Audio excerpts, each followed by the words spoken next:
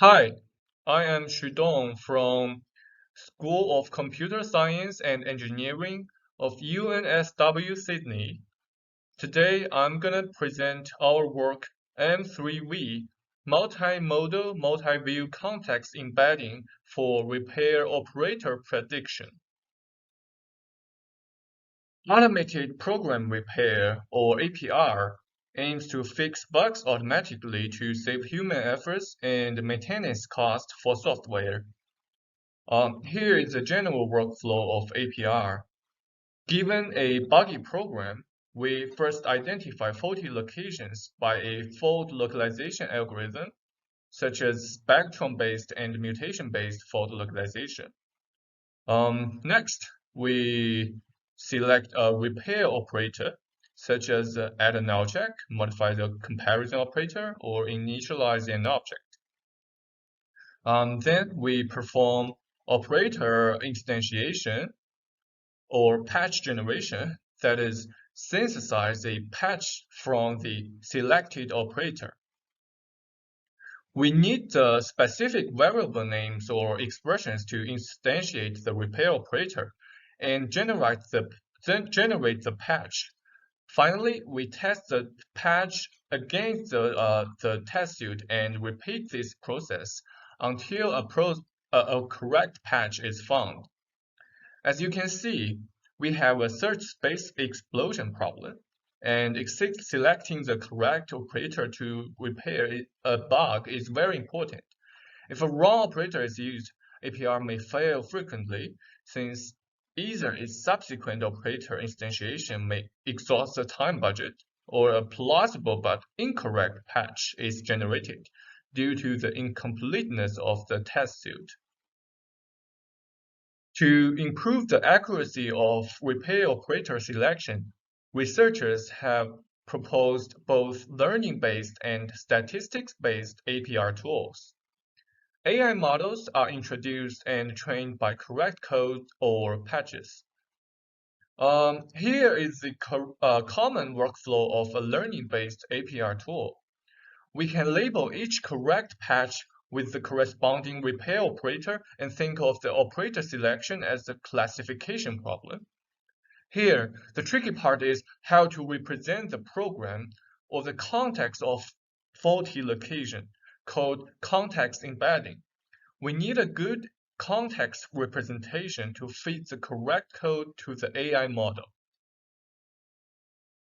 Our work focused on repair operator prediction, which predicts repair operator for a faulty location by learning from the correct code.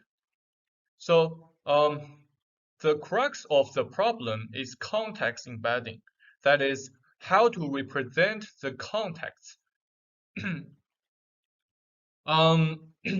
context is the code surrounding the faulty location.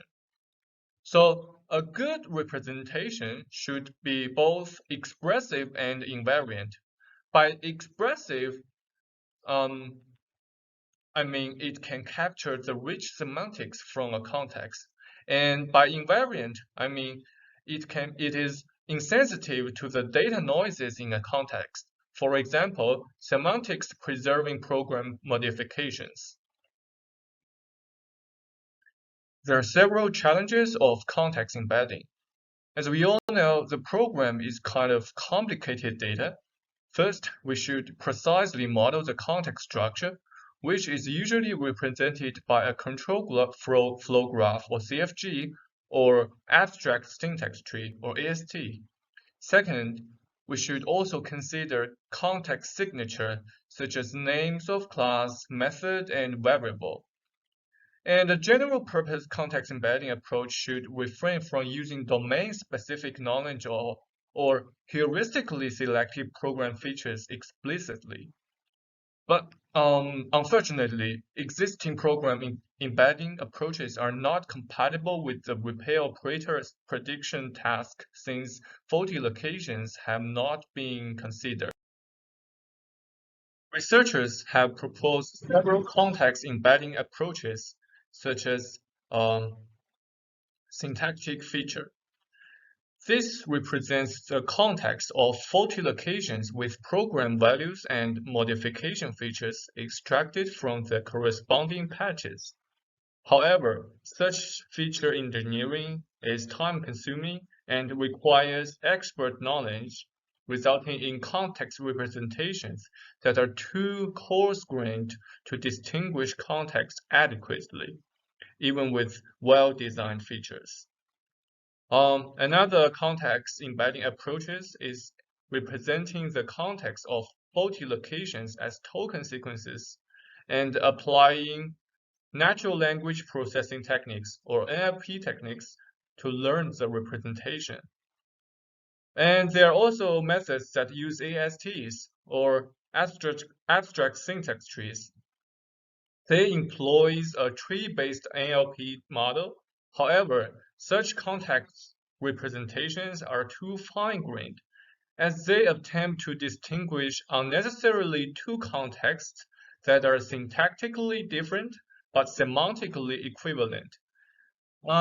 In addition, it is often difficult to learn high-level semantics, such as data and control dependencies from token sequences or ASTs. Our solution is a new multi-modal multi-view model named M3V, represent the context of a faulty location at the method level with two modalities. First is its context structure in terms of graphs, and second, context signature in terms of text. For the context structure, we consider two views, data dependencies captured by DDG and control dependencies captured by CDG. For the graph data, DDG and CDG, we use graph neural network or Jingling for context embedding. For context signature, we build a tree to represent the hierarchical relationship of signatures and employs a tree LSTM model for context signature embedding. Finally, we use fully connected layers to fuse two views and then fuse two modalities to generate the context embedding. This training is supervised. Here is an example showing how M3V represents the context of a faulty location for predicting repair operators. So this bug is from chart 14 in defect for J in method remove domain marker of class category plot. You can see that we have two local variables here, markers and removed. So here, the pointer markers is assigned to value null when it fails to retrieve an object from a container at here and here. So this would result a null pointer exception at here. So the correct patch provided by the developers is to insert a null check with a return statement. Where we first use a multi-view model for context structure embedding. When a bug occurs, usually a developer will analyze the bug-related statements to figure out its causes and effects by tracking the data flow both backwards and forwards from this faulty location. For example, when remove domain marker crashes at here, the developer will find the two possible causes for markers to be null at line 4 and line 6, and then consider the effects of the crash. This would cause the variable removed at here to be ill-defined. So data dependencies are important hints for APR. We capture the data dependencies of the context for a faulty location by using the DDG of its containing method. While different faulty locations in a method share the same DDG, their faulty nodes differ. So this represents a fundamental difference between our approach and non-APR related program embedding. So we specially encode the faulty node. Control dependencies are also often used by developers in debugging. This is another source of hints for APR. We capture the control dependencies of the context for faulty location using the CFG of the containing method with its faulty node flag. Finally, we employ graph neural networks to generate the representation of DDG and CDG and use a fully connected layer to generate the structure embedding. In addition to data and control dependencies, program-specific information such as class name, a method name, and variable names are also frequently used for debugging and fixing bugs. For example, developers can quickly figure out the functionality of a method from the method's name before analyzing the method body.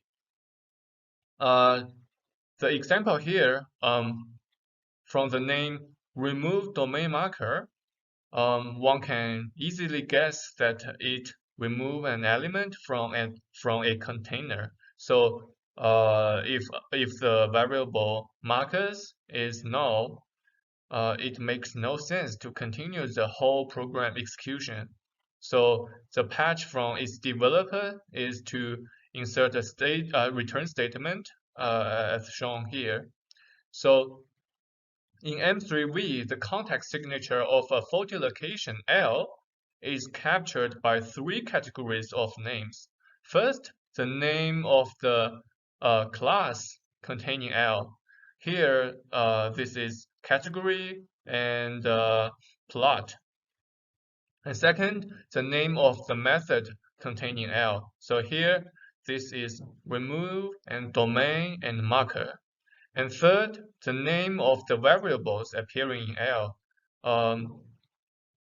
The variables are further divided into defined variables and used variables.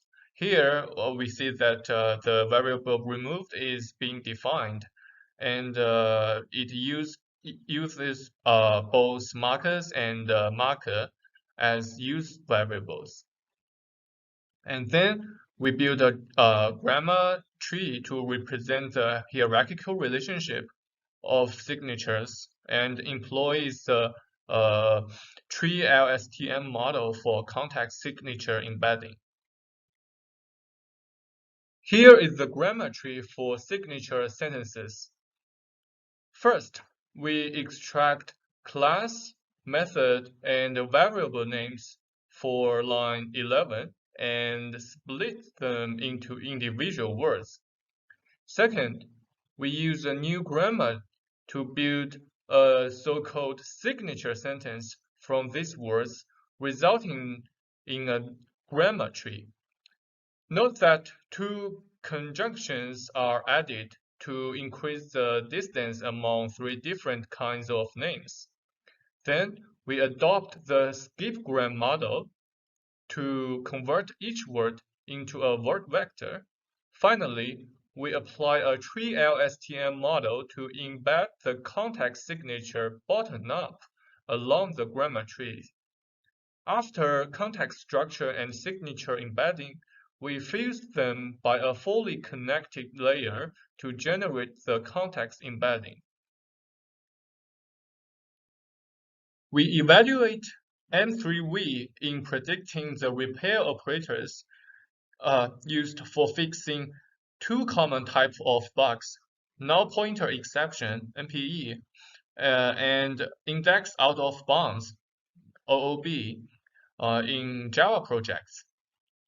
So there are several repair operators used widely for repairing those two types of bugs by existing APR tools. For example, we usually add a null check and return like this, or create an object if this is null, or throw a exception if the pointer is null. We collected over 70,000 code samples for MPE bugs and nearly 5,000 code samples for OOB bugs, and they are from over 9 million lines of Java code for training our model. We also counted the distribution of various repair operators. As this work focuses on operator prediction for a given faulty location, we'll be concerned with neither fault localization nor patch generation. So when given a set of MPE and OOP related faulty locations to be fixed, we address those three questions. The first, is it more effective than the state-of-the-art in predicting repair operators? Second, is it more effective with both its structure and signature modalities considered than if either is used? And third, is it more effective with both its DDG and CDG views considered than if other views are used? We compared M3V with 4 state-of-the-art learning-based APR tools, Profed, Capgen, Deep Repair, and DLFix, and one program embedding approach, ASTNN. M3V outperformed these baselines in accuracy and F1 score for both bug types. We compare M3V with a version with only context structure modality and a version with only the context signature modality. M3V improved 2 single modality versions in both accuracy and F1 score for both bug types. This suggests that fusing the structure and the signature of modalities for a context does infuse complementary knowledge into its context representation. However, these improvements are limited for 2 reasons. First, single modality versions are already quite effective due to the advanced techniques that we have introduced earlier. Second, the information in both modalities may often be correlated. For example, similar methods names may imply similar DDGs and CDGs within their method body. Well, M3V relies on the structure modality with the DDG and CDG views. To assess its advantages, let's examine its 4 variations. First, the DDG only view. Second, the CDG only view. Third, a new control flow graph view. And DDG plus CDG view. And DDG plus CDG plus CFG, that is a 3-view version. So from those 2 charts, we can observe 2 things. First, M3V, that is the DDG plus CDG, is significantly more effective than the 3 single view version. Second, DDG plus CDG plus CFG version is only marginally better than the DDG plus CDG version. So to balance the performance and computational cost, our 2-view structure modality is preferred because it has a similar performance but much computational cheaper. So first, M3V aims to improve repair operator prediction. However, the performance of APR tools depends also on, for example, the completeness of test suits and the effectiveness of fault localization. So to minimize their influence, we have compared our M3V with existing content embeddings by working on the same faulty locations and skipping patch generation and validation. Second, M3V uses general-purpose context embeddings as it does not rely on bug-specific knowledge. However, we have evaluated its effectiveness for MPE and OOB bugs only. For other bug types, the parameter settings for MPE and OOB may have to be retuned, and the datasets used will be different. Third, M3V is designed to be a flexible framework that allows us to vary the modalities and views used for representing a context. This can be accomplished by adding, removing, or refining its fusion layers to adapt M3V to the changes made. The overall effectiveness needs to be studied. Finally, thanks for your listening, and feel free to contact us if you have any questions or further issues. Thank you.